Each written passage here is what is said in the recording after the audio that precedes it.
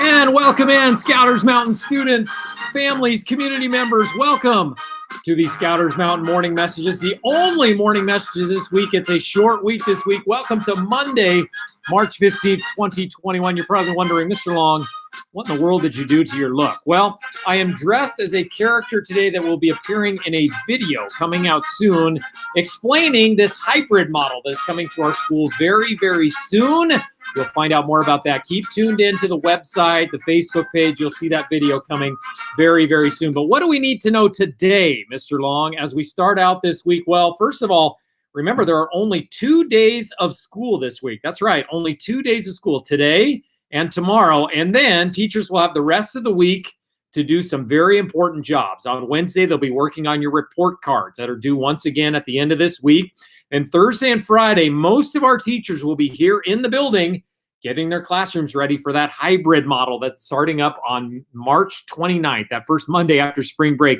Lots of you are coming back for that, to come to school a couple days a week in person for some mornings. Others of you are choosing to stay home in distance learning, which is totally fine as well. Can't wait to see all of you that are coming to school and can't wait to stay connected with all of you that are staying at home. But a big change coming after spring break. And of course, spring break starts after this week, which is why we're getting at all that information now. Did your family get an email on Friday? So they should have got it before the weekend about whether you're coming back in hybrid or whether you're staying in CDL. Hopefully they received that email and they have a pretty good idea about what's going on after next week, because next week is spring break. Then the 29th is when we start this hybrid model and new schedule. So hopefully they're on task with that. Remember, log into Mr. Long's Google Classroom tomorrow morning. That would be Tuesday at 8:40, so we can get your blood pumping and get you all set for another morning of morning movement. Remember, we only have it tomorrow morning because no school on Thursday, and definitely not next week during spring break. So just tomorrow morning to do your morning movement. No morning messages the rest of this week, as I've explained. So we'll have them today, not Wednesday, though you can still respond to these morning messages. We'll get them back on after spring break, I promise. Questions, you can always email Mr. Long. You know where to get a hold of me right now. There it is right there, longc at inclac, that is, .k12.or.us. It is Monday today. That's right, it's Monday, which means we always start the week with our Pledge of Allegiance. So let me get the camera adjusted a little bit. Hopefully you are able to follow along with me if you choose to. If you do not, go ahead and fast forward through the video. Put your hand over your heart and ready, begin. I pledge allegiance to the flag of the United States of America and to the republic for which it stands, one nation, under God, indivisible, with liberty and justice for all. All right, I always enjoy doing that with you on Mondays. Hopefully you were able to follow along. Let me get my camera all set up again. There we go there. And let's move along. Who's celebrating a birthday not only this week, but because no morning messages next week during spring break, we'll get all the way through the end of March. So let's make sure we recognize all of these kids celebrating a birthday.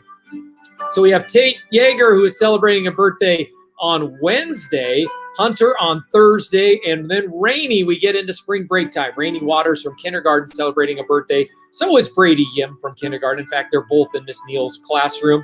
Camila Monterez on March 27th. Happy early birthday to her. We've got more coming. Claire Berman on the 28th. Tan and Miranda Soto on the 28th as well. Ava Davis on March 30th. That'll be on Tuesday after we come back to school after spring break, along with Caden Lamb. He's on the 30th. So is Robert Maxwell. Wow. We have 2 fourth graders with the exact same birthday. And then just a couple more. Jaden Woo's on the 30th as well. And then Chiaka Obi from Miss Myers' kindergarten room celebrating a birthday on the last day of March. So that takes us through the end of March. We'll get to April's birthdays when we move along in the morning messages after spring break. So no more morning messages till after next week. So we got to squeeze them all in now. Okay, Mr. Long's daily challenge. It's been celebrating Women's History Month all month long because in March we celebrate Women's History Month. So I've been showing you a picture each day of a famous woman in American history or in world history. You have been doing an outstanding job of giving me information about that person, either in a slide or in a video or wherever you come up with your information. And this one, we made it, a little bit more modern. This is a person that you see on TV quite often. In fact, was just involved in an interview not too long ago that made national headlines with the royal family in England. Do you know who that person is as we continue to celebrate Women's History Month throughout March. So there she is again. Do you know who that is? That, of course, is Oprah Winfrey. Now, what makes her so important in Women's History Month? Well, we got some great answers. This is from Anna Lucci from 5th grade, Miss Bostwick's room. She made a video of herself and a slide at the same time. You can read her slide there. So she tells a little bit about her background. She was in A Wrinkle in Time, that movie.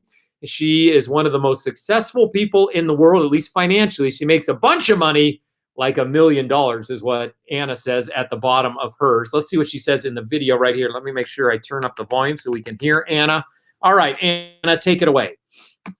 Oprah Winfrey. I also learned about her in class. When she was little, her parents were divorced.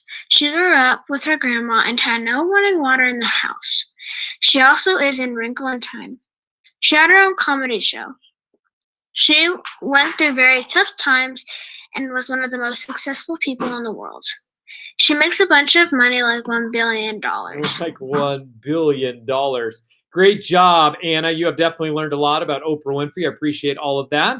We had other people send in information as well. This is from Kate Jansen, who always does such a wonderful job. Look at all the information that she has provided for us. I like what she put right in the middle. Oprah overcame obstacles of poverty, being African-American and being an African-American female.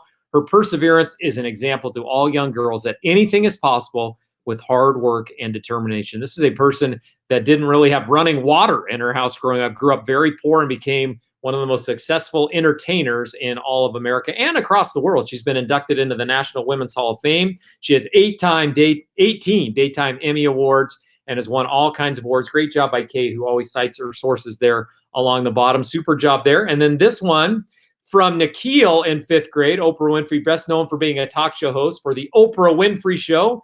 The show was on for 25 years and was the highest rated TV program of its kind. Oprah Winfrey is known as the queen of all media because she is not just a talk show host, but also a TV producer, actress, and author. And she was North America's first Black multi-billionaire with a B. She is the one of the most influential people in the world.